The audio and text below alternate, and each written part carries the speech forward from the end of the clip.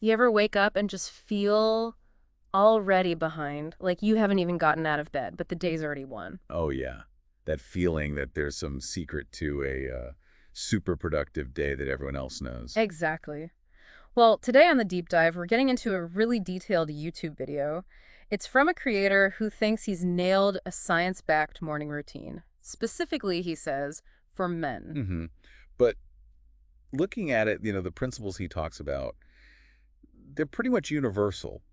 Anyone wanting a better start to their day can probably use these ideas. Totally. It's less about gender and more about, well, smart strategies for feeling good and getting stuff done. And it's not about forcing yourself to wake up at 5 a.m. either, which is refreshing. Right. He actually makes a point that, being productive in the evening is totally valid too. So our mission here is really to unpack this whole routine. Figure out the key ideas. Yeah, and see what you, our listener, can actually take away and maybe try out, no matter who you are or when your alarm goes off. It covers the whole morning, right from the night before. All the way to starting your workday, basically. Okay, let's jump in. So step one actually starts the night before, making a to-do list. Right. And he highlights two main benefits there. First, just writing it down kind of gets the ball rolling, like an intention you set. Okay. And second, it's a reminder. Keeps your priorities right there, visible through the day. And it's not just work stuff, is it? No, exactly. He recommends mixing it up. So, yeah, work or school tasks, but also personal growth, like maybe learning a skill, content creation, hobbies. He gives his own examples, like answering emails, filming videos, but also cleaning, working out, seeing a friend, even investing stuff. It's quite holistic, which I think is smart. It acknowledges that a good day isn't just about work output. Makes sense. And he suggests pretty simple tools, right? Like the reminders app on your phone. Yeah, or dedicated apps like Todoist, if you prefer something more structured. So think about that for a second, listener. How much morning brain power do you spend just trying to remember everything? Could, like, 5 minutes the night before actually make your morning feel less chaotic? It's that cognitive load idea, isn't it? Yeah. Get it out of your head and onto the list. Yeah. Frees up mental space. Okay.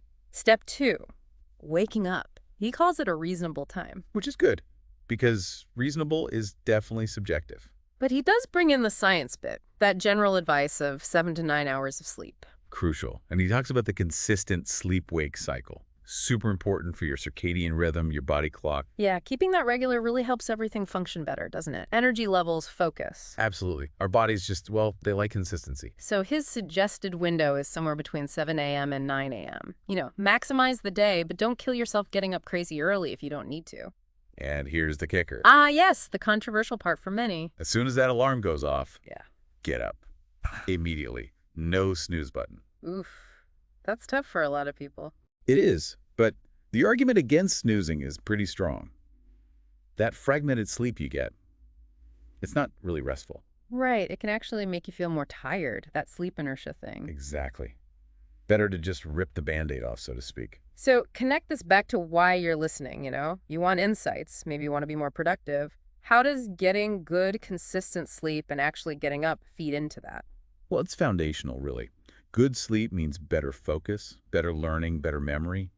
Waking up properly sets the stage for actually using that well-rested brain effectively. Okay, so we're out of bed, resisting the snooze. Step three seems almost comically simple. Make your bed. Yeah, but there's a logic to it. He gives two reasons. First, it's task completion, your first win of the day. Ah, the psychological boost. Exactly. It creates this little ripple effect, makes you feel, capable, ready for the next thing. And the second reason, Delayed gratification is a tiny harder thing now. Takes what, 2 minutes? maybe 5 if you have lots of pillows. Huh? Maybe. But you do it for the future benefit. A tidy space, that sense of order. He even talks about, like, fighting that demon in your head that wants to just leave it. I get that. It's a small act of discipline right at the start. And builds momentum. Makes tackling the bigger things on your list feel slightly less daunting, perhaps. So listener, what about you? Could starting with that small, easy win actually change your mindset for the whole morning? Worth trying, maybe? It's those tiny habits, isn't it? They often add up to more than we think. Right. Okay, bed made. Step 4, freshening up. And the first thing is water. Yes. Hydration. Drink water right away. You've likely gone, 8 hours without fluids? Makes sense. You wake up potentially a bit dehydrated. He mentions it helps with puckiness too. Yeah, rehydrating can help with that, plus just generally waking up your system. physical and mental boost. Okay, so water first, then the usual bathroom stuff, teeth, maybe shave, deodorant. But he specifically says hold off on the shower for now. Intriguing, right? There's a reason for that coming up. Okay, keeping us hanging. All right, step 5, fuel. A light carb heavy snack. Yep. The idea is quick energy for the workout that's next on the list. Carbs are the body's go-to fuel source. Gotcha. He gives examples like a banana, oatmeal. Yeah, or Rice Krispies, an oatmeal cookie, a protein bar. Something fairly easy to digest that gives you that immediate energy boost. Okay, so just a little something to get you going for step 6, which is the workout, 45 minutes. Right. At home, outside, gym, doesn't matter. He talks about the afterburn effect, EPOC. Explain that a bit. Excess post-exercise oxygen consumption. Basically, after intense exercise, your body keeps burning extra calories for a while as it recovers and returns to its normal state. Oh, interesting. So the calorie burn doesn't just stop when the workout does. Not entirely, especially after a good session. But it's not just about calories. Think endorphins, dopamine, adrenaline. The mood boosters, the energy kick. Exactly. And he ties this back to productivity, too. Completing a hard physical task, he argues, sharpens your cognitive function. Like making the bed, but harder. Kind of, yeah. Pushing through physical effort seems to translate to a better mental focus later. Exercise increases blood flow to the brain, helps with problem solving. Plus that feeling of, I just did that hard thing, must help too. Definitely a confidence booster. And he also notes it can improve sleep quality later by expending that energy earlier. He lists cardio options, running, boxing, jump rope, biking, and mentions his own experience, balanced training, nutrition. Seems like he practices what he preaches. He does mention a coaching community he runs too, for programs and guidance if people are looking for that structure. Right. Now, 45 minutes might sound like a lot, but the principle is key, right? Just move your body. Absolutely. Find something you enjoy, something sustainable.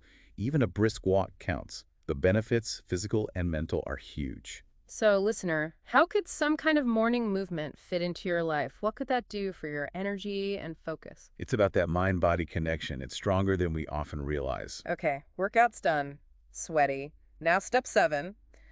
Shower and skincare. And now we find out why we waited for the shower. The cold blast. Yes. He recommends finishing the shower with a 1-minute blast of cold water. Brr. Okay, sounds intense, I know. But there's growing evidence for benefits.